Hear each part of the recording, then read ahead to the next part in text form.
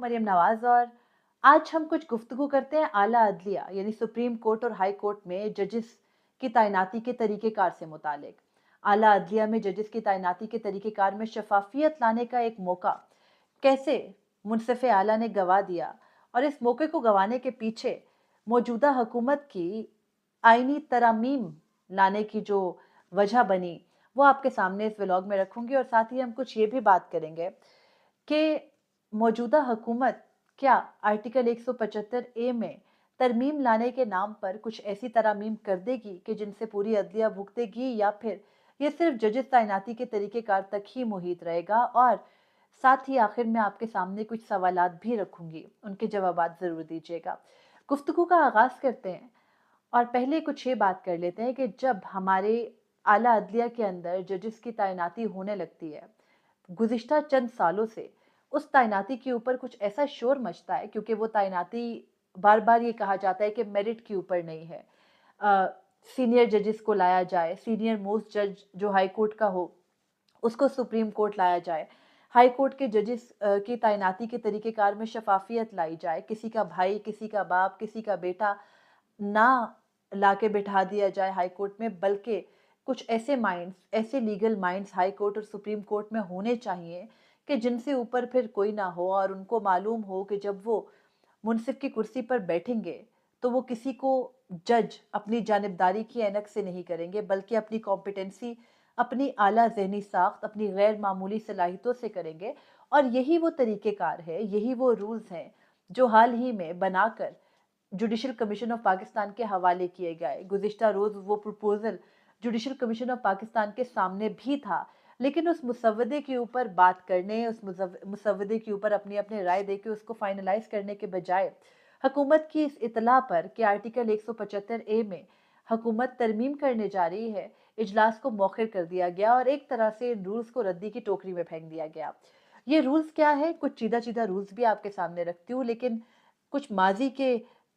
हवाले से इस गुफ्तगू का आगाज़ करते हैं। आपको याद होगा कि जब साबिक चीफ जस्टिस के दौर में सुप्रीम कोर्ट ऑफ पाकिस्तान में जजेस तैनात होकर आते थे, तो बार-बार ये बहस छिड़ जाती थी कि जज तैनात होने का तरीक़ेकार क्या है? जो जुडिशल कमीशन ऑफ पाकिस्तान का चेयरमैन होता है, यानी चीफ जस्टिस ऑफ पाकिस्तान, उसके पास सिंगल हैंडेडली ये इख्तियार है कि वो किसी भी शख्स का जो कि हाई कोर्ट का जज हो, उसका नाम तजवीज़ कर सकता है बतौर जज सुप्रीम कोर्ट, और फिर उस नाम पर गौर होता है, वो एक्सेप्ट या रिजेक्ट जो भी होता है, वो एक अलग मामला है। लेकिन ये इख्तियार एक शख्स के पास है जो कि चीफ जस्टिस ऑफ पाकिस्तान है, और इस इख्तियार के डिवाइड होने की बात हो रही थी कि अगर ये मामला भी थोड़ा-सा डिवीजन की तरफ जाए, ज़्यादा लोग बैठ के नामों के ऊपर डेलिब्रेट करें, तो शायद बेहतर जजेस सुप्रीम कोर्ट में आ सकेंगे। और हाई कोर्ट के लेवल पर भी इसी किस्म की हमें इस्लाहात लाने की ज़रूरत है कि जब जजेस आएँ हाई कोर्ट में, तो वो कॉम्पिटेंसी के उस लेवल पर हो जो कि किसी भी आम शख्स से ऊपर हो, और वो जब जज करें बैठ के तो उनके फैसलों के अंदर कोई बायसनेस ना हो। तो खैर ये तमाम तर मुद्दा और मामला पिछले कई सालों से ज़ेर बहस तो है। चीफ जस्टिस कादी फ़ैज़ी साहब जब अभी चीफ जस्टिस नहीं बने थे, और माज़ी के जो चीफ जस्टिस थे, जैसे मियाँ साकिब निसार थे, उसके बाद आसिफ सईद खोसा का दौर आया, फिर चीफ जस्टिस गुलजार अहमद का दौर आया, जस्टिस बंदयाल का दौर आया। तो चीफ जस्टिस कादी फ़ैज़ी साहब जो उस वक़्त जुडिशल कमीशन के मेंबर थे, वक़्तन-फ़वक़्तन खतूत के ज़रिए अपने इस तशवीश का इज़हार करते रहे कि कैसे आप जजेस तैनात किए जा रहे हैं और जूनियर जजेस ला रहे हैं, और सुप्रीम कोर्ट में इस तरीके से जजेस नहीं आना चाहिए। और माजी में बहुत से जजेस की अपॉइंटमेंट्स को उन्होंने अपोज भी किया। जस्टिस मोहम्मद अली मजहर जो कि इस वक्त उनके अपने साथी हैं, उनकी अपॉइंटमेंट को भी अपोज किया था चीफ जस्टिस कादी फ़ैज़ी साहब ने। इसी तरह जस्टिस अमीनुद्दीन खान भी जूनियर जज थे लाहौर हाई कोर्ट के जब वो यहाँ आए। तो इस तरह से जस्टिस मुनीब अख्तर जूनियर जज थे। सिंध हाई कोर्ट से आने वाले अभी हालिया जस्टिस इरफान सादत के अलावा जितने जजेस पिछले कुछ अरसे में आए वो जूनियर जजेस थे, और लाहौर हाई कोर्ट से भी कई जूनियर जजेस को लाया गया। तो ये तमाम तर बहस पिछले कई सालों से छिड़ी हुई थी। तो चीफ जस्टिस कादी फ़ैज़ी साहब ने जब खुद ओहदा संभाला 17 सितंबर 2023 को, तो ये उम्मीद की जा रही थी कि जहां वो बहुत सारे काम सीधे करेंगे, वहीं पर वो जुडिशल कमीशन ऑफ पाकिस्तान के अंदर भी रूल्स में कुछ ऐसी तरमीम लाएंगे कि जजेस तकर्री का तरीक़ेकार शफाफ हो सके। ये कोशिश उन्होंने की भी। 4 दिसंबर 2023 को जुडिशल कमीशन ऑफ पाकिस्तान का इजलास हुआ। इजलास के बाद जो एलामिया सामने आया, उसके ज़रिए पता चला कि रूल मेकिंग कमेटी बना दी गई है और उस कमेटी की सरबराही दी गई है जुडिशल कमीशन ऑफ पाकिस्तान के ही 2 मेंबरान को, यानी जस्टिस मंसूर अली शाह और जस्टिस रिटायर्ड मंजूर मलिक को, और उनको ये टास्क सौंपा गया है कि आपने जुडिशल कमीशन के रूल्स में तरमीम करनी है, और उन्होंने ये काम शुरू भी कर दिया। 13 रुकनी कमेटी उनकी सरबराही में थी। उस 13 रुकनी कमेटी ने रूल्स का ड्राफ्ट बनाया। फिर उस 13 रुकनी कमेटी को 21 दिसंबर को ये महसूस हुआ कि ये ड्राफ्ट कुछ मज़ीद लोगों के सामने भी बाँटा जाए, उनकी नज़र से भी जो है वो गुज़ारा जाए। और फिर मुल्क भर की जो इस वक्त मौजूदा आला अदलिया के अंदर खातून जजेस हैं, जो सीनियर लॉयर्स हैं, लीगल एक्सपर्ट्स हैं, जिनमें ख़वातीन मर्द दोनों शामिल हैं, तो 13 ऐसे नाम फाइनलाइज किए गए, वो भी हमारे सामने आए, और उनको भी ये ड्राफ्ट भेजा गया, और उनसे 8 रोज़ के अंदर उस ड्राफ्ट के ऊपर उनकी राय मांगी गई। तो 21 दिसंबर को ये ड्राफ्ट किया, 28 दिसंबर तक सबके जवाबात आ गए, और उसके बाद जुडिशल कमीशन ऑफ पाकिस्तान ने ये रूल्स फाइनलाइज किए और जमा करा दिए 14 जनवरी को, और ये ड्राफ्ट की सूरत जुडिशल कमीशन ऑफ पाकिस्तान को मौसूल होते हैं 15 जनवरी 2024 को। 15 जनवरी 2024 के बाद आज तारीख हो चुकी है, बल्कि गुज़िश्ता रोज़ जब जुडिशल कमीशन ऑफ पाकिस्तान के सामने ये मामला आया तो 3 मई थी, और तकरीबन जनवरी के बाद फरवरी, मार्च, अप्रैल, मई आपने 3 साढ़े 3 माह लगा दिए उन रूल्स को दोबारा देखने में, और इसी दौरान एक जज भी जुडिशल कमीशन ऑफ पाकिस्तान के इजलास के ज़रिए सुप्रीम कोर्ट ऑफ पाकिस्तान में तैनात हुए, जो कि बलूचिस्तान हाई कोर्ट के chief justice justice Naeem Akhtar Afghan हैं। और फिर भी सुप्रीम कोर्ट ऑफ पाकिस्तान में जजेस की नशिस्तें खाली रहीं। उन नशिस्तों को पुर करना इसलिए ज़रूरी नहीं समझा गया कि पहले जुडिशल कमीशन के रूल्स फाइनलाइज हो जाए, उसके बाद हम ये नशिस्तें पुर कर लेंगे। लेकिन गुज़िश्ता रोज़ के इजलास के बाद पता चला कि हुकूमत आर्टिकल 175 ए के अंदर तरमीम लाने जा रही है, और इसलिए अब पुराने रूल्स के तहत ही जजेस सुप्रीम कोर्ट में तैनात होंगे जब तक हुकूमत कोई तरमीम नहीं ले आती। गुज़िश्ता रोज़ के इजलास के बाद एक तस्वीर जारी करके, जो कि जिसमें जजेस आपस में बैठ के हंस खेल के बात कर रहे थे, और उन जजेस में जस्टिस मुनीब अख्तर भी शामिल थे, ये तासुर दिया गया कि सब गुड गुड है। लेकिन उस गुड गुड के साथ जो कर दिया गया है गुज़िश्ता रोज़ का इजलास मौखिर करके, वो बड़ा दिलचस्प है। मैं आपके सामने कुछ चीदा चीदा सी वो रूल्स में तरमीम रखती हूँ जो कि लाई जा रही थी, और गुज़िश्ता रोज़ के इजलास के बाद उनको एक तरह रद्दी की टोकरी में फेंक दिया गया है। एक रूल ये था कि चीफ जस्टिस जो कि बतौरे chairman judicial commission of Pakistan जज का नाम खुद तजवीज़ करते हैं, वो एक नाम के बजाय 3 नाम तजवीज़ करेंगे सुप्रीम कोर्ट के जज के लिए, और उनमें से सबसे बेहतरीन जज को फाइनलाइज किया जाएगा उसी तरीके से कि पूरा जो कमीशन है वो बैठ के बाय मेजॉरिटी फाइनलाइज करेगा कि इस जज को सुप्रीम कोर्ट में तैनात होना चाहिए हाई कोर्ट के जजेस में से। उस जज की तैनाती सुप्रीम कोर्ट के किसी जज की रिटायरमेंट के 15 दिन पहले हो जाएगी, यानी एडवांस में एक जज फाइनलाइज हो चुका होगा, जब एक जज जा रहा होगा तो ऑटोमेटिकली उसकी सीट पुर हो जाएगी, और इस तरह सुप्रीम कोर्ट में किसी भी वक्त जजेस का फुकदान या खाली नशिस्तें देखने में नहीं आएंगी। दूसरी तरमीम जो कि मेरी नज़र में बहुत अहम थी, वो हाई कोर्ट के किसी जज को चीफ जस्टिस बनाने से मुतालिक थी। उसमें यह था कि हाई कोर्ट के किसी सीनियर जज को अब चीफ जस्टिस नहीं बनाया जाएगा, बल्कि हाई कोर्ट के सीनियर तरीन 5 जजेस में से एक जज को चीफ जस्टिस बनाया जाएगा, और उसकी कॉम्पिटेंसी देखी जाएगी, और उसकी कॉम्पिटेंसी बैठ के जुडिशल कमीशन फाइनलाइज करेगा, और फिर उस जज को चीफ जस्टिस हाई कोर्ट बना दिया जाएगा। तीसरी जो तरमीम थी वो ये थी कि हाई कोर्ट के जजेस जो कि हाई कोर्ट सतह के हैं, उनके तैनाती के लिए एक सिलेक्शन कमेटी होगी। उस सिलेक्शन कमेटी के 3 मेंबरान होंगे, यानी मुतल्लिका हाई कोर्ट का चीफ जस्टिस, सीनियर तरीन जज, और उसके अलावा बार का नुमाइंदा, और वो नाम तजवीज़ करेंगे मुख्तलिफ हाई कोर्ट के जज की तैनाती के लिए। और वो जो नाम तजवीज़ करेंगे, उन नामों के अंदर वो 60 दिन पहले नाम तजवीज़ करेंगे किसी जज की कुर्सी खाली होने से पहले हाई कोर्ट के अंदर, और 30 दिन पहले जो जुडिशल कमीशन है वो इजलास बुलाएगा, यानी चेयरमैन जो है वो उस नाम के ऊपर इजलास बुला के उसको फाइनलाइज कर देगा। इस तरह ना हाई कोर्ट ना ही सुप्रीम कोर्ट में कोई जज की कुर्सी खाली होगी, और ना ही फिर अवामी मुकदमात का बोझ बढ़ेगा। तो ये कुछ तजावीज़ थी। इसके अलावा जजेस की कॉम्पिटेंसी, उनके टेम्परामेंट, उनके आला ज़हनी साख्त से मुतालिक भी मुख्तलिफ तजावीज़ इसके अंदर दी गई थी। लेकिन ये तमाम तर तजावीज़ गुज़िश्ता रोज़ यानी 3 माह के बाद जब कमीशन के सामने आई, तो कमीशन ने उन्हें नहीं सुना। ये कमीशन वो है जो चीफ जस्टिस कादी फ़ैज़ ईसा की सरबराही में कायम है, और इस कमीशन ने गुज़िश्ता रोज़ जो इजलास बुलाया उसमें सारे जो हाई कोर्ट के चीफ जस्टिसेस थे वो भी थे। ये इजलास कैजुअल था। इस इजलास की काफ़ी दिनों पहले ही इत्तला आ गई थी कि 3 मई को इजलास होने जा रहा है, 11 बजे सुप्रीम कोर्ट में होगा और उस इजलास के अंदर तमाम हाई कोर्ट के चीफ जस्टिसेस, तमाम सूबाई वज़राए कानून, वफ़ाकी वज़ीर कानून, अटॉर्नी जनरल और उसके अलावा सुप्रीम कोर्ट के पाँचों जजेस भी थे। और जब ये रूल्स बन रहे थे, जो कि जिन पर के गौर करने के लिए गुज़िश्ता रोज़ ये इजलास बैठा,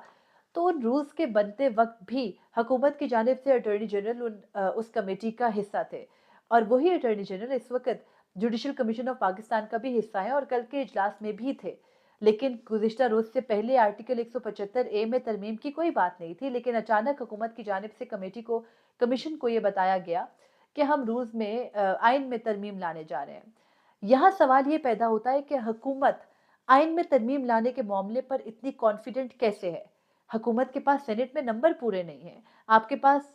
वफ़ाकी हुकूमत जो आपने बनाई है, उसमें सिंपल मेजॉरिटी नहीं है। एक तो होता है ना कि आपके पास सिंपल मेजॉरिटी हो, चलो एब्सोल्यूट नहीं है, लेकिन आपके पास सिंपल मेजॉरिटी भी नहीं है, तो ये कौन-सा कॉन्फिडेंस है कि आप तरमीम लाने जा रहे हैं? और वज़ीर-ए-आज़म ये कह रहे हैं कि इन मामलात में तरमीम लाई जाए, तरमीम ज़रूर आएँगी, आती हैं, उसके लिए गुफ्त-ओ-शनीद भी चाहिए होती है, लेकिन एक मुसव्वदा आपके सामने मौजूद है। अवामी पैसा खर्चा है आपने 1 महीना लगा के इन रूल्स को बनाने में, मुख्तलिफ लोगों तक पहुँचाने में, मुख्तलिफ जगहों से तजवीज़ इकट्ठी करने में, एक 13 मेंबर्स पर मुश्तमिल कमेटी ने बैठ के ये रूल्स बनाए और इन रूल्स को एक नज़र देखे बगैर, इन रूल्स पर गौर किए बगैर आपने इजलास मौखिर कर दिया, ये कहकर कि हुकूमत तरमीम लाने जा रही है, तो हमें इन रूल्स को नहीं देखना चाहिए और जजेस पुराने तरीक़ेकार से ही भर्ती होंगे एक तरह सुप्रीम कोर्ट में। तैनाती का लफ्ज़ इस्तेमाल होता है, माफ़ी चाहती हूँ। तो तैनात होंगे जजेस पुराने रूल्स के ज़रिए, तो यहाँ पर अगर जजेस ने पुराने ही रूल्स के ज़रिए तैनात होना था, तो फिर जो इतने अरसे से शोर मच रहा था कि शफ़ाफ़ियत लाई जाएगी, ऐसे नहीं होना चाहिए, चीफ़ जस्टिस के इख्तियारात को कम होना चाहिए। जो हमारे जजेस हैं, उनकी तैनाती के तरीक़ेकार को बेहतर होना चाहिए, तो जब बेहतरी का मौका आपके सामने आया, तो उसको ज़ाया आपने क्यों कर दिया? और उसके अलावा ये कि हुकूमत जो कि एक तरफ बात कर रही है एक्सटेंशन की और दीगर कवानीन की, वो अ, आईनी तरमीम कैसे लाएगी? क्या 18वीं तरमीम को ख़त्म करने का कोई मंसूबा है या फिर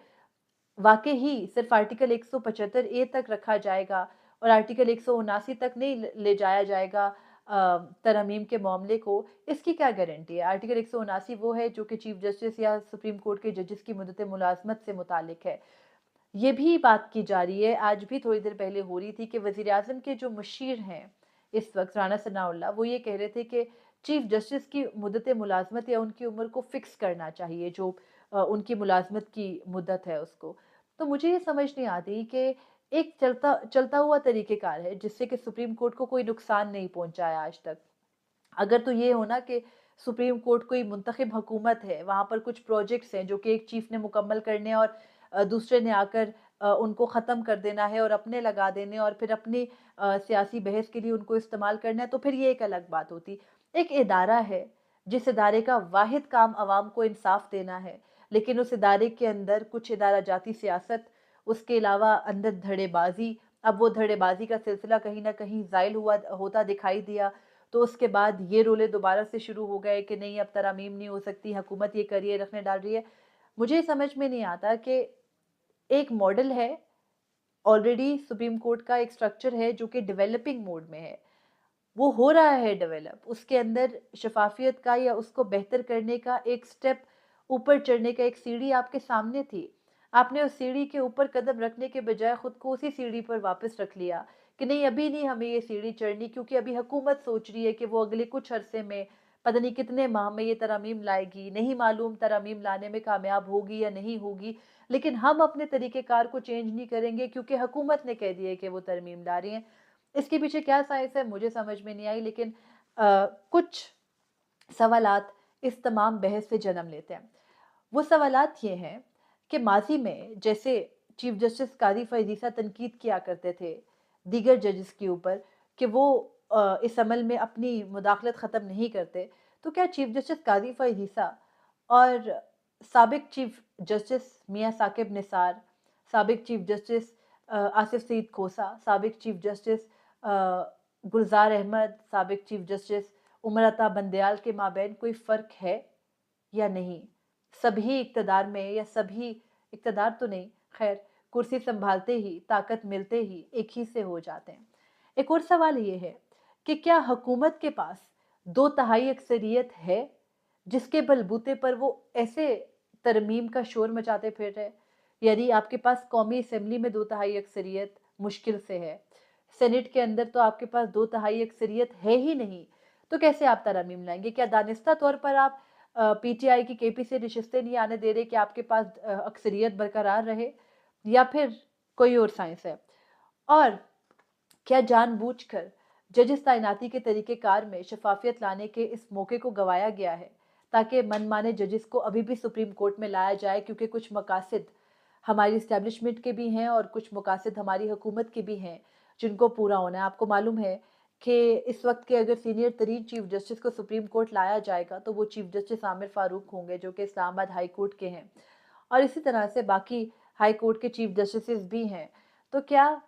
वही पुराना तरीक़ेकार चलता रहेगा या फिर कुछ फ़र्क आएगा? और इस सवाल का जवाब बार-बार ढूँढने का दिल तो नहीं चाहता है मेरे दिमाग में, लेकिन फिर भी पूछूँगी कि क्या मौजूदा चीफ जस्टिस और साबिक चीफ जस्टिसेस में कोई फ़र्क है?